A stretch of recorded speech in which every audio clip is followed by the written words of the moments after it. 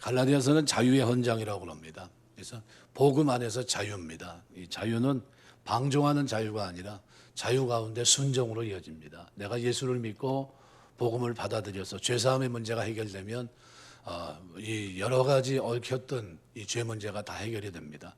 하나님 안에서 구원받은 백성이 돼요. 그럼 그때서부터 누리는 이 자유는 빼앗기지 않습니다. 뺏어갈 수도 없고. 그런데 그 삶은 어떤 삶이고 성화의 삶입니다. 하나님 나에게 베푸신 구원이 얼마나 가치가 있는 것인지 이로 표현할 수가 없을 정도입니다. 그래서 바벨론 포로가 돌아왔을 때는 불과 어떻게 해요? 애굽이나 구스 이 정도 몇 나라 정도를 이렇게 쉽게 말하면 성냥 제물로 사용했다고 한다면 오늘 우리를 구원하는데 하나님 쓰신 이 지불은 바로 하나님 그분, 창조하신 그분이 말씀하신 그분이 이 땅에 오셔서 친히 그 일을 감당하신 겁니다. 성육신하신 것도 기적이지만 우리 위해 자신의 생명을 내어준 이것이 엄청난 하나님의 사랑이고 이건 갚을 길이 없어요. 그분이 오셔서 말씀하셔도 될 텐데 어떻게 해요? 친히 하나님의 사랑과 공의를 확증하시기 위해 십자가에서 죽으셨어요. 그렇게 해서 얻어진 구원이 바뀌겠습니까?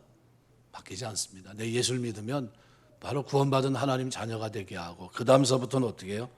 이제는 자유 가운데 순종하는 삶. 마지못해 말씀을 지키는 게 아니라 이제는 하나님 자녀로서 아버지라 부르며 거기에 합당한 삶을 살아가려고 몸부림칩니다. 이게 우리 신앙생활입니다. 오늘 본문에 보면 베데스다에서 일어난 일을 다루고 있는데 베데스다라는 말은 은혜의 집을 말합니다. 그래서 베트라는 말, 집, 헤세드라는 은혜를 상징합니다. 은혜의 집이에요. 느헤미야 3장에 보시면은 어떤 장면이 기록되어 있냐면 이제 동서남북 성전과 관계되어 있는 문이 있습니다. 우리나라도 4대문이 있잖아요.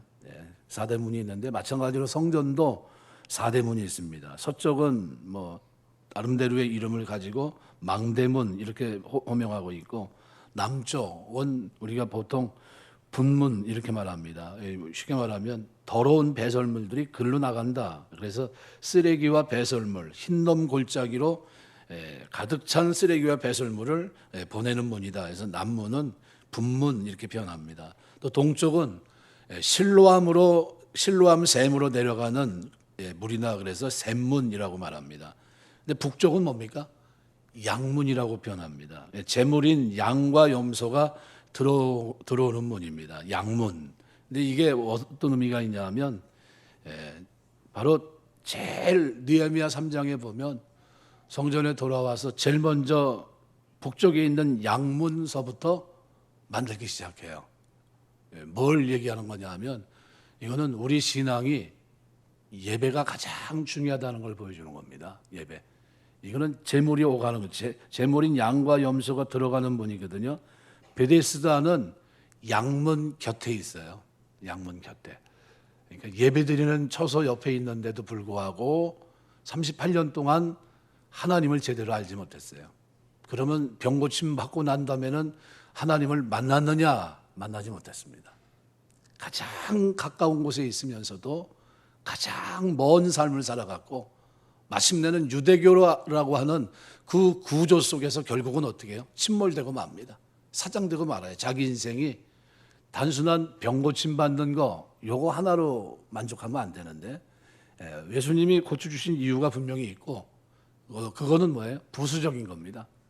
그래서 오늘 본문은 더 심한 것 그것이 생기기 전에 죄를 짓지 말아라 이렇게 분명히 선언하고 있습니다. 그래서 오늘 본문 제목이 더 심한 것이라는 말씀의 제목을 가지고 설명을 하면서 하나님의 은혜를 나누려고 합니다.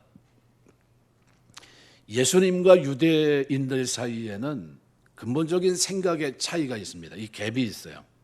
유대인들은 하나님을 믿고 율법을 소중히 여기는 사람들이었고 메시아를 기다리는 사람이었습니다. 그런데 막상 예수님이 오셨는데 예수님을 냉대합니다.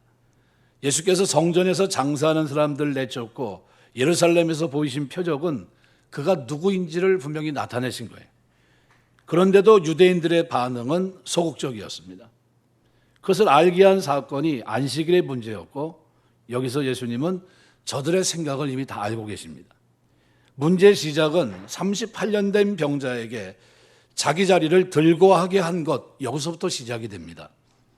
병자에게 있어서 자리는 대단히 중요한 겁니다. 이 자리는 생명 다음으로 귀중히 여겼던 것입니다. 근데 예수님은 이제 그 자리를 들고 가라고 하십니다. 그에게 더 이상 이 병자의 자리에 앉아 있을 필요가 없다는 겁니다. 누군가 병에서 이제 쾌차해서 병이 다 나았어요. 그러면 다 필요가 없습니다. 온도계도 필요 없고 주사기도 필요 없고 여러 가지 의료기구도 필요 없어요. 뭐 휠체어도 필요 없고, 그죠? 병실에 쓰던 슬리퍼도 필요 없고, 필요한 사람 있으면 다 줍니다. 이렇게 의료기구를 아주 애지중지한다면 아직도 어떻게 해요? 병원에 있어야 되는 겁니다. 그 사람에게서 자기가 나았다는 표적은 자리를 들고 가는 겁니다. 자리를 이제 자신에게 이제 필요가 없어요. 문제는 여기서부터 생겼습니다. 안식일에 자리를 들고 가는 것을 율법으로 금하고 있어요. 그런데 병자를 자리에 눕힌 채 운반하는 것은 괜찮지만 빈자리만 들고 가는 것은 안식일을 범하는 것으로 보는 겁니다. 그러니까 원래 안식일에 물건을 들고 다니지 못한다고 하는 것은 느헤미야 때서부터 일어난 일입니다. 그 당시 사람들은 마음속에 안식일 의식이 없어져서 안식일에도 성내 물건을 가지고 들어와 장사를 했어요. 그래서 느헤미야는 안식일에 아예 물건을 들고 다니지 못하도록 했고 그것을 어긴 사람들을 처벌했던 겁니다. 이 안식일 본래 의도는 이 하루 동안 자신들의 욕망에서 해방되고 진정으로 이 자유를 주신 하나님께 감사하고 예배하도록 했던 겁니다. 그런데 그들은 이 안식일을 그 수준에서 지키는 것으로 만족하지 못했어요. 그래서 안식일이라고 하는 것은 모든 유대인들이 하나가 되는 어떤 방편으로 사용합니다. 그래서 그들에게 세계 곳곳에 흩어져 있는 유대인들을 하나로 묶을 수 있는 이념이 필요했는데 그들은 그 이념을 안식일에서 찾습니다. 안식일을 자기들이 하는 일에서 해방되고 하나님을 바라보고 또 하나님께 감사하는 날로 지킨 것이 아니라 이 날을 지키면서 참된 유대인이라는 사실을 나타냈던 겁니다. 이 날을 지키지 않는 사람은 그래서 반유대주의자가 됩니다. 매국노고 이스라엘을 사랑하지 않는 자였고 이런 사람은 이방인 취급을 했습니다. 그런데 안식일을 지키지 않는 자들을 혐오했던 거예요. 하나님을 바로 섬기지 않기 때문이 아니라 유대주의 운동에 동참하지 않는 매국노와 같은 자였기 때문에 그 사람을 받아들이지 않았던 겁니다. 예수님께서 38년 된 병자에게 자기 자리를 들고 가라 했던 게 문제가 됩니다. 이 병으로 고생하지 않을 테니까 이제 자리가 필요 없어요. 이젠 치워버리는 게 맞습니다. 그런데 한평생 38년 동안 병으로 시달려온 그에게 진정한 믿음을 주시는 아주 중요한 자리였는데 유대인들의 생각에는 이것은 뭐예요? 반유대주의자가 되는 거예요. 율법을 어기는 것이 되고 단순히 안식일에 물건을 들고 갈 수 있느냐 없느냐 문제가 아닙니다. 누구를 위한 안식일이냐 하는 것이 문제였어요. 누구를 위한 안식일이며 누구를 위한 종교냐 하는 겁니다. 우리가 신앙을 갖는 이유가 뭡니까? 마음의 평안을 얻고 더 잘되기 위해서입니까? 아니면 하나님을 바로 알고 하나님께 온전한 영광을 돌려드리기 위해서입니까? 후자거든요. 마음의 평안과 잘되기 위해서 예수 믿는 게 아닙니다.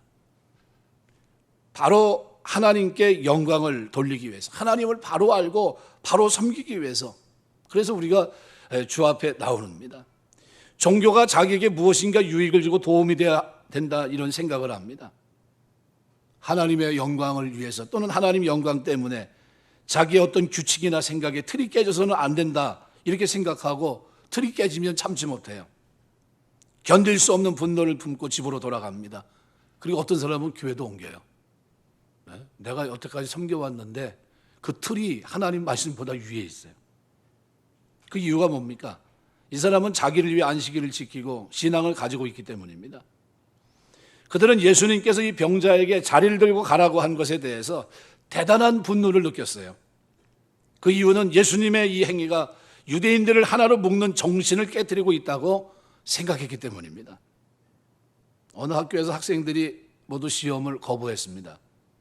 자기들의 주장을 관철시키기 위해서 집단적으로 그렇게 하는 것이 필요하다고 생각했기 때문입니다. 그런데 만일 누군가가 혼자서 시험을 보러 들어갔다면 그들은 그 사람에 대해서 분노를 느낍니다.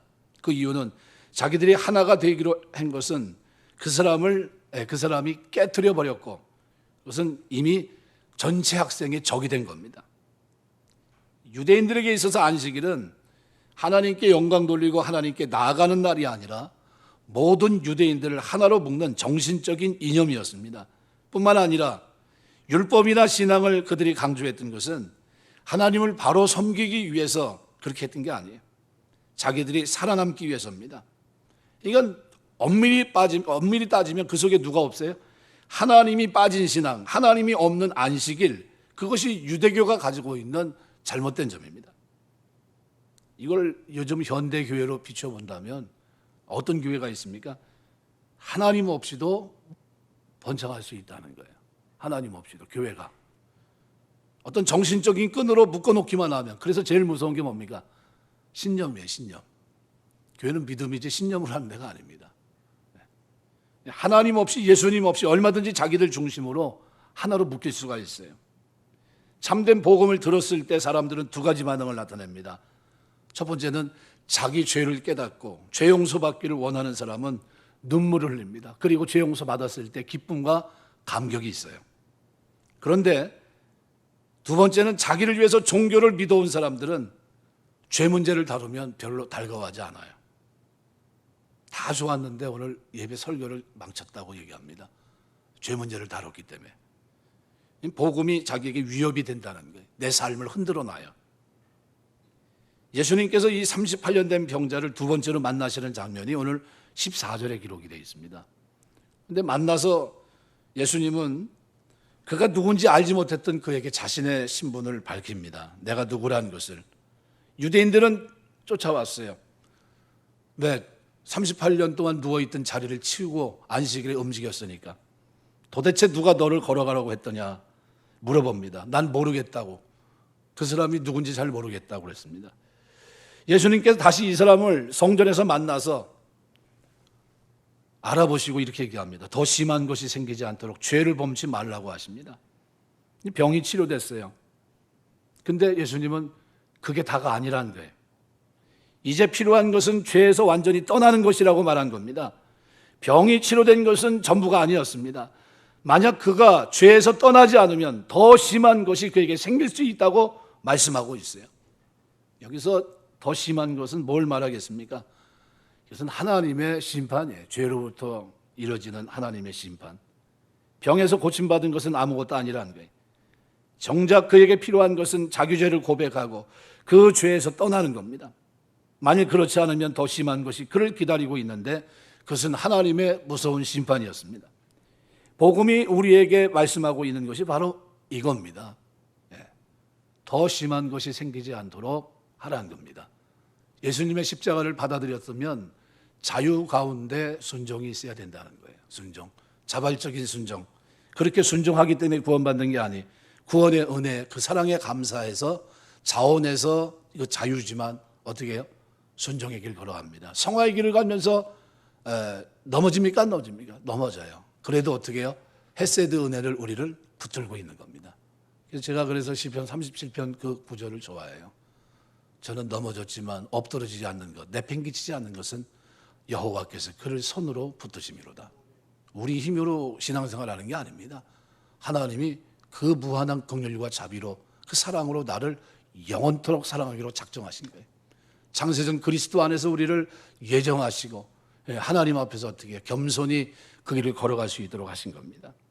그런데 안타까운 것은 예수님이 치료한 이 사람은 전혀 믿음이 없었습니다. 예수님이 누군지도 모릅니다. 그 병자는 은혜를 체험하지 않고는 죄 용서 결코 받을 수 없을 정도로 마음도 단단한 사람이에요. 아주 하나님과는 멀어져 있는 사람입니다. 그래서 먼저 그를 치료해 주신 것이지 그가 병이 낫는 것 자체가 목적이 결코 아니었다는 거예요. 오늘 우리가 우리 앞에 놓여 있는 더 무서운 것을 보고 있습니다. 예수님께서 친히 오셔서 우리에게 이렇게 말씀합니다. 더 심한 것에 대해서 말씀하실 정도라고 한다면 얼마나 무서운 심판이 마지막에 있겠냐는 거예요. 그래서 둘째 심판은 무서운 심판입니다. 우리가 예수를 믿으면 이제 자유 가운데 어떻게 해요? 의의 길, 거룩한 길, 생명의 길을 걸어가야 됩니다. 온전히 예수님께 자기 자신을 맡기지 않는 사람은 이 진노의 심판을 피할 길이 없어요. 예수를 믿는다고 하는 것은 예수님께 자신의 모든 것을 완전히 다 맡기는 겁니다. 그런 사람 말고는 이 무서운 하나님의 진노를 피할 수 없습니다. 보라, 내가 나았으니 더 심한 것이 생기지 않게 다시는 죄를 범치 말라. 이 음성이 우리 마음속에 늘 있어야 돼요. 예수님께는 이 사람이 지금까지 얼마나 많은 죄를 지었고 그리고 얼마나 많은 죄를 지으면서 어떻게 살아왔는지 다 알고 계십니다. 예수님의 손에는 이 사람이 지금까지 살아온 지어온 모든 죄의 목록이 아마 차곡히 쌓여있을 거예요. 도저히 얼굴을 들을 수 없을 죄까지 다 알고 하시는 말씀입니다. 그러면 그 앞에 그대로 쓰러져서 무릎 꿇고 용서를 빌고 긍휼을 구하는 것이 마땅합니다. 그런데 이 사람은 그쪽을 택하지 않습니다. 더 심한 것이 그에게 있어요. 38년 된 응어리를 푸는 것보다 더 중요한 것이 있었어요. 하나님 앞에 죄 용서받는 겁니다. 그리고 완전한 용서를 받는 것인데 그것은 뭐냐면 양심까지예요. 지금 이 사람은 양심도 병들어 있습니다. 양심이 병들어 있든 죽어 있든 사실은 살아가는 동안 그것을 가지고 다루는 사람이 없기 때문에 상관이 없어 보입니다. 그런데 하나님의 심판대 앞에 섰을 때는 이 양심은 스스로 직고한다 그랬어요. 한번 가만히 요한계시록 보면 뭐가 나옵니까? 유리바다 위에 우리 양심이 서서 하나님 앞에 직접 고합니다. 이 양심은 미친 듯이 소리를 지르고 오늘 나를 어떻게 해요? 고소합니다. 무서운 지옥불로 끌고 갑니다. 육신의 병 치료받는 것보다 더 중요한 것이 뭡니까? 전인적인 치유예요. 육과 영의 완전한 치유, 죄사함의 문제입니다. 예수님이냐 유대인이냐, 38년 된 병자는 지금 기로에 서 있습니다. 예수님께서는 지금 그에게 자신의 죄로 지금 토해놓고 새 사람이 될 것을 요구하신 겁니다. 이분의 눈을 자신의 모든 과거를 다 알고 계신 주님 앞에 그가 서 있습니다. 근데 유대인들은 누가 그에게 안식일에 자리를 들고 가도록 했는지 밝히라고 말합니다. 만약 그가 그것을 알려주지 않으면 그는 율법의 책임을 져야 돼요. 어느 쪽이 더 편한 쪽입니까? 어느 쪽을 택해야 맞습니까? 유대인들이 요구하는 쪽을 쫓아가야 됩니까? 아니면 예수님이 말한 그쪽으로 가야 됩니까? 예수님이 말한 그쪽으로 가야 되거든요. 죄사함 받고 다시는 죄를 짓지 말고 양심에도 꺼리낌 없는 신앙의 삶으로 가야 되는데, 그런데 이 사람은 자기 죄를 토하고 사회에서 멀어질까 봐 자기를 토하는 그 길을 택하지 않습니다. 그냥 그렇게 사는 인간다운 삶, 유대교가 말하고 있는 구조 속에서의 삶을 그가 원합니다. 예를 들면 어떤 사람이 오랫동안 실직 상태로 살아왔어요. 경제적으로도 어렵고 인간다운 대접도 받지 못한 상태로 살아왔습니다. 그런데 거기에 병까지 있었어요. 그런데 어느 날 병 치유를 받았습니다. 그간 힘들게 살아왔다가 이제 직장을 잡게 됐어요. 예수님을 알게 됐습니다. 이 두 가지가 한꺼번에 이루어져요. 근데 직장에선 뭐라고 얘기하냐면 모든 것을 직장에 맞추라고 요구합니다. 그래서 직장을 다니면 신앙생활을 옳게 할 수가 없어요. 그럼 뭔가 선택을 해야 됩니다. 직장을 선택해야 될까? 아니면 예수 믿는 것을 선택해야 될까? 어떻게 하시겠습니까? 예수님을 선택하면, 그죠? 좀 살아가는 현실적으로 좀 괴리감이 있고, 인간적인 삶을 선택하면 예수님의 품을 떠나게 되고, 38년 전 병자는 여기서 뭘 선택했냐면 인간다운 삶, 유대교 저 정신 속에서 나를 알아주고 나도 거기서 인정을 받고 그 사회에서 멀어지지 않고 죄 문제는 나중에 다루더라도 먼저 그 방향을 택합니다. 예수님께 죄를 잡아가지 않고 오히려 자기를 낫게 한 사람이 예수님이라는 사실을 유대 지도자들에게 고발합니다. 알려줘요. 예수님에 대한 핍박은 그때부터 본격적으로 시작이 됩니다. 거짓된 자들은 주님을 버리고 세상을 택합니다. 그리고 그럴 수밖에 없었던 수많은 이유들을 나열합니다. 그러나 분명한 것은 우리의 믿음은 이 믿음으로 인한 손해가 예상될 때 확인되는 겁니다. 저 사람이 믿음을 보니까 뭘 보니까요? 그 어려운 상황에서 결정한 걸 보니까 그러니까 저 사람 믿음이 있구나 이렇게 생각하는 거예요.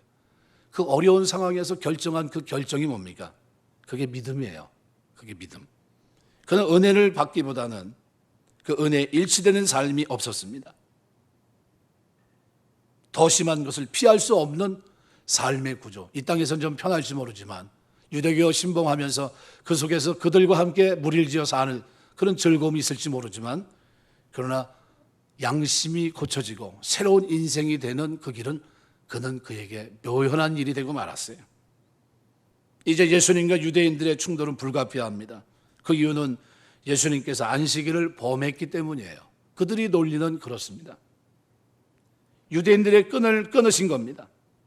유대인들을 하나로 묶는 이념을 예수님께서 무시하셨고 그것이 잘못됐음을 말씀하신 겁니다. 이제 유대인들은 예수님을 핍박하기 시작해요. 왜요? 그들은 예수님을 통해서 변화되는 걸 원하지 않았어요. 자신의 죄 문제가 해결되는 것도 원하지 않았고 유대인들의 거친 항의에 대해서 우리 주님은 이제는 답변을 해야 됩니다. 그래서 예수님이 말씀하신 내용이 오늘 17절입니다. 내 아버지께서 이제까지 일하시니 나도 일한다. 예수님이 누구인지를 분명하게 보여준 대목입니다. 내가 하나님의 아들이라는 거예요.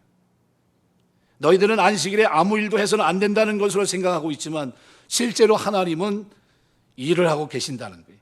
하나님께서 안식일에 창조를 주신 것은 사실이지만 이 모든 만드신 것들에게 복 주시는 일을 하셨고 지금까지 일을 한 번도 쉬신 적이 없다는 겁니다. 나는 오늘 그 아버지 아들로서 너희에게 복을 주며 병든 자를 회복시키는 일을 하고 있다는 겁니다.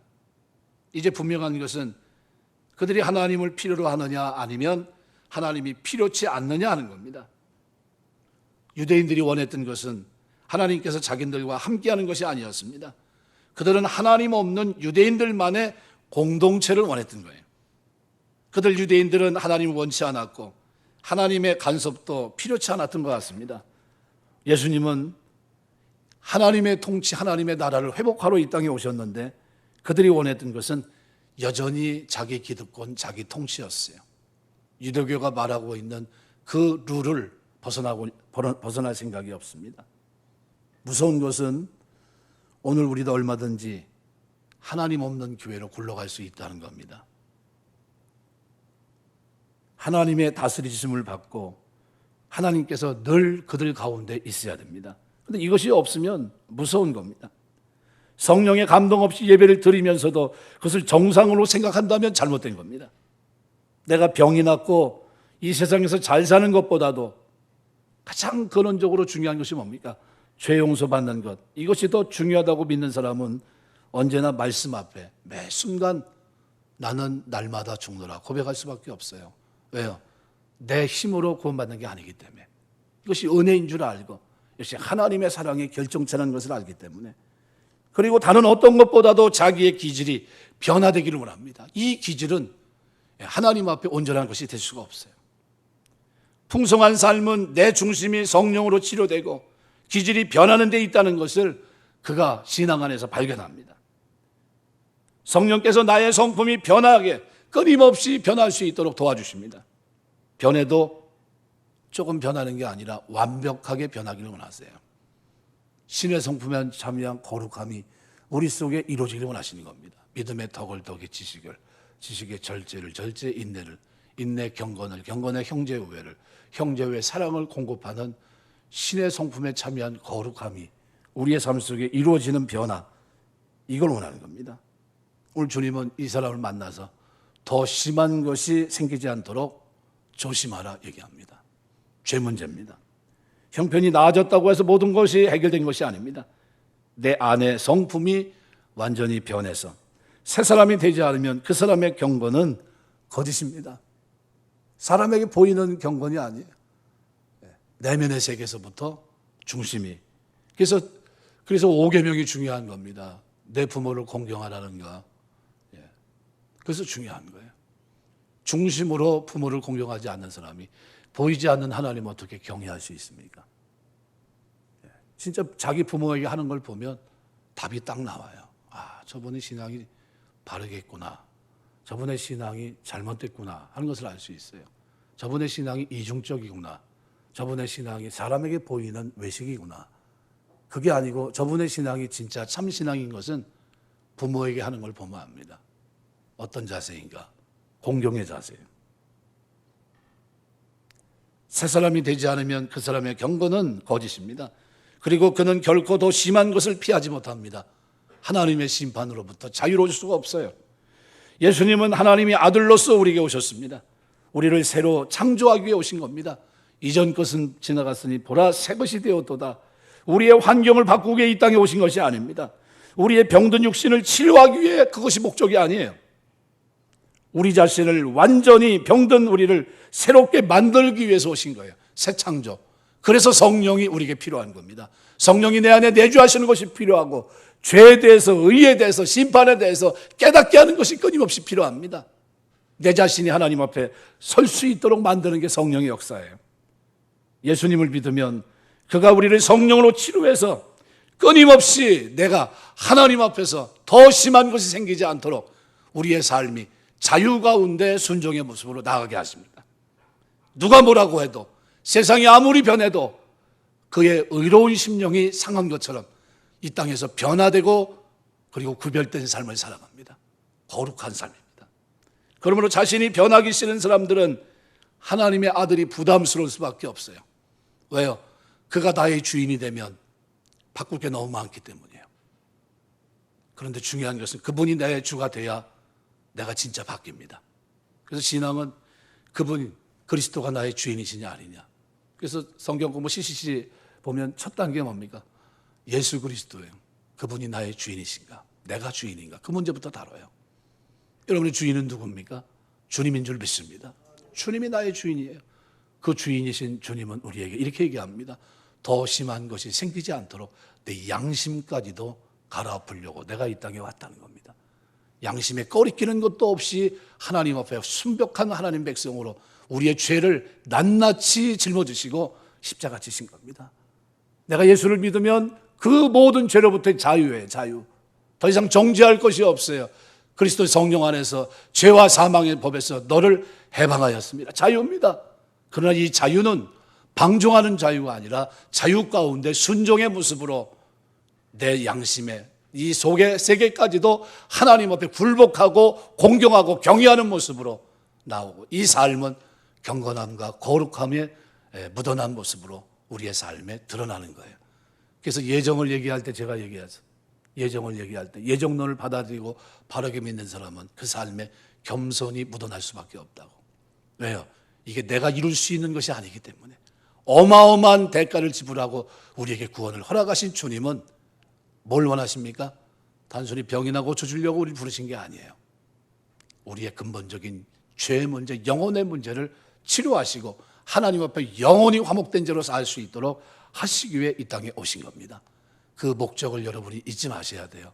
복음은 우리의 삶을 완전히 송두리째 바꿔놓는 겁니다. 주인서부터, 그리고 내 삶을 하나님 앞에 하나하나 바르게 세워가는 겁니다. 각 사람을 그리스도 안에서 온전한 죄로 세우는 거룩한 사역이 성령 하나님을 통해서 오늘 저와 여러분의 삶 속에 이루어지게 될 줄 믿습니다. 그 믿음을 가지고 오늘 본문에 주님 말씀하신 대로 더 심한 것이 생기지 않도록 조심하라. 이 말씀은 우리가 늘 나를 성찰하는 그런 모습으로 하나님 앞에 설 수 있는 저와 여러분의 모습이 늘 되시기를 주의 이름으로 축원합니다. 기도하겠습니다.